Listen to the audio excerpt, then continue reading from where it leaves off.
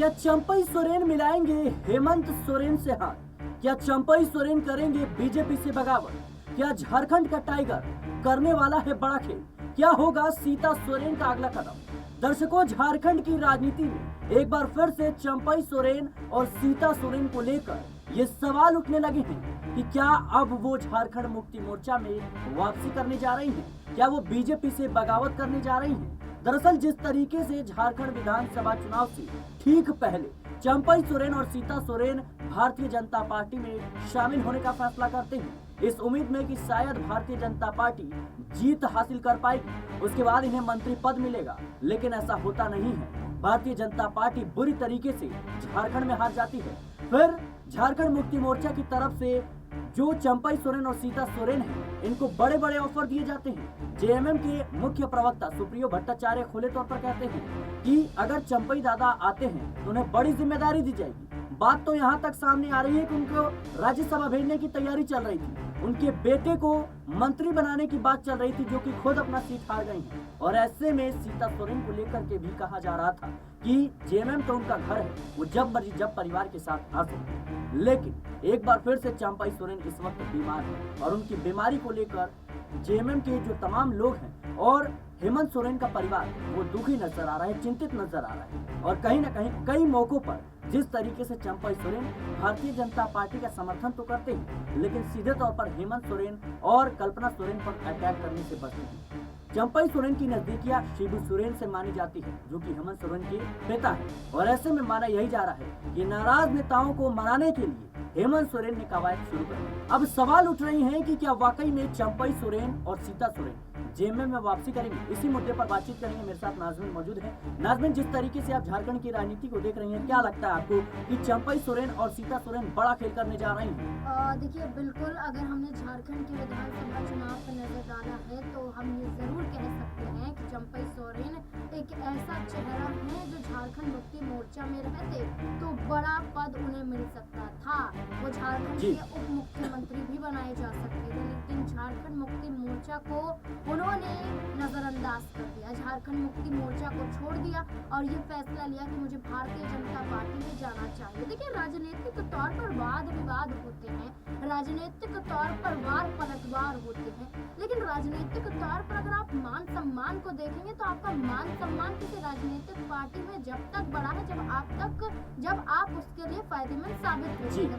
हमने ये देखा कि झारखंड में भारतीय जनता पार्टी में चंपई सोरेन को शामिल करवाया गया और झारखंड में अमित शाह एक बड़ा चेहरा बने, जिनके जरिए चंपई सोरेन बीजेपी में है। लेकिन चंपई सोरेन को ये उम्मीद थी कि बीजेपी में जाने के बाद बीजेपी झारखंड को जीत जाएगी और बीजेपी से वो सीएम चेहरा बन जाएंगे, क्योंकि उन्हें इस बात का अफसोस था कि उनकी बेइज्जती हुई। उनको इस बात की नाराजगी थी कि जो हेमंत सोरेन है उनकी गैर मौजूदगी में वो सीएम पद को संभाल रहे थे।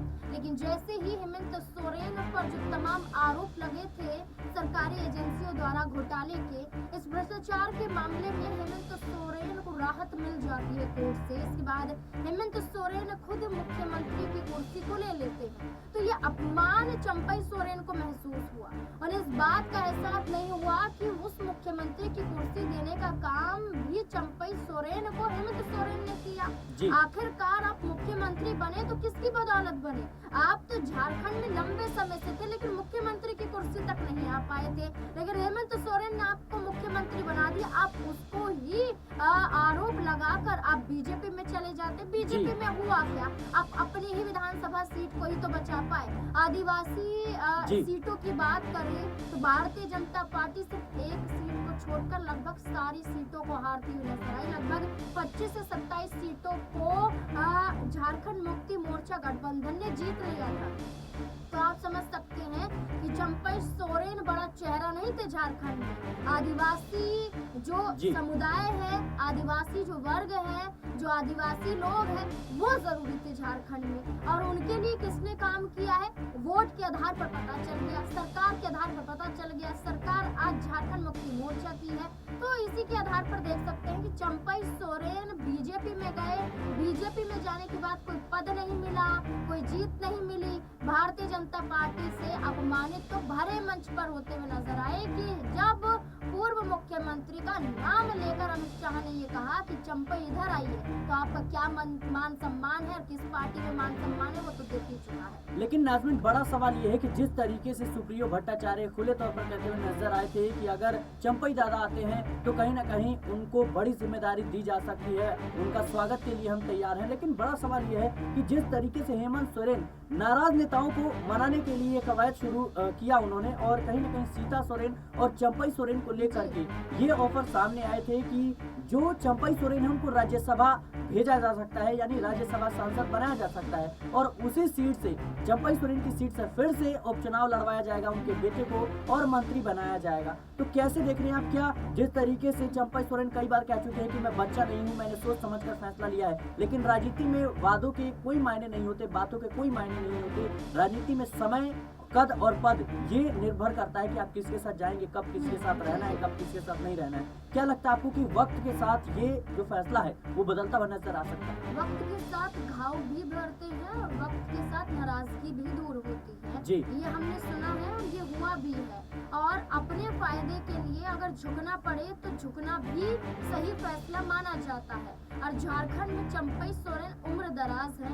हाल ही में खबरें सामने आती हैं कि उनकी तबीयत खराब थी, लंबे समय से बीमार चल रहे हैं। तो आप ये समझिए कि अब आप नाराजगी जाहिर नहीं कर सकते हैं। अब आप ये नहीं कह सकते हैं, आप छोटे बच्चे नहीं है कि भाई वहाँ से आपको अपमानित किया गया, आपके लिए फैसला नहीं लिया गया तो आप पार्टी को ही छोड़ देंगे। ये बचकाना हरकतें मुझे चंपई सोरेन की नजर आई। इसलिए चंपई सोरेन के साथ साथ सीता सोरेन भी अपने ही परिवार के खिलाफ युद्ध लड़ने के लिए तैयार हो गए। देखिए, हमने वो कई युद्ध देखे हैं जो परिवार के खिलाफ हुए लेकिन सफल नहीं रहे। चाहे हम उत्तर प्रदेश में अनुप्रिया पटेल, पल्लवी पटेल की बात कर ले, सफल नहीं हुआ उनका भी। एक बीजेपी के साथ में तो एक गठबंधन की तलाश में कभी ओवैसी के साथ गठबंधन कर लेते, कभी नजर ही नहीं आती। हरियाणा में हमने चौटाला परिवार को देखा, विधानसभा में एक होता तो आज सत्ता में होता, लेकिन आज एक के पास एक भी सीट नहीं तो एक के पास 2 ही सीट रह जाती है। आप कई उदाहरण दे सकते हैं, एक एक करके नाम गिनवाने लग जाएंगे तो फहरिस्त लग जाएगी यहाँ पर नामों की। इसलिए सीता सोरेन की बात करें, जामताड़ा विधानसभा सीट से चुनाव नहीं जीत पाई, 3 बार अपने ही परिवार के साथ जुड़े रहते वक्त चुनाव जीता था, लेकिन जैसे ही बीजेपी में हार गई। यानी कि बीजेपी है वो एकदम, यानी जेएमएम में रहते हुए दोनों ही चेहरे को बड़े कह सकते हैं बड़े तौर पर फायदा हुआ है, तो कहीं ना कहीं बीजेपी में आने से उनको एक नुकसान भी हुआ है। कैसे देखिए? देखिए बिल्कुल, मैं यहाँ पर ये बात कह रही थी कि जो भारतीय जनता पार्टी है वो हिंदुत्ववाद पर चलती है। वो ऐसे राज्य में अपने बयानों के जरिए हिंदू मुस्लिम करा सकती है, लेकिन जो झारखंड है वो आदिवासी बहुल्य समुदाय के आधार पर देखा जाता है और आदिवासी वर्ग के आधार पर देखा जाए तो वो यहाँ हिंदू मुस्लिम नहीं मानते हैं। आप उत्तर प्रदेश में हिंदू मुस्लिम कर सकते हैं, आप दिल्ली में हिंदू मुस्लिम कर सकते हैं, आप अन्य राज्यों में हिंदू मुस्लिम कर सकते हैं, लेकिन झारखंड में नहीं कर सकते हैं। और यही रणनीति भारतीय जनता पार्टी की कामयाब नहीं हुई और यही रणनीति भारतीय जनता पार्टी की हमने देखी। जब भी चुनाव आता है आप दलितों के लिए काम करने के लिए तैयार हो जाते हैं, जब भी चुनाव आता है आप आदिवासियों के लिए काम करने के लिए तैयार हो जाते हैं।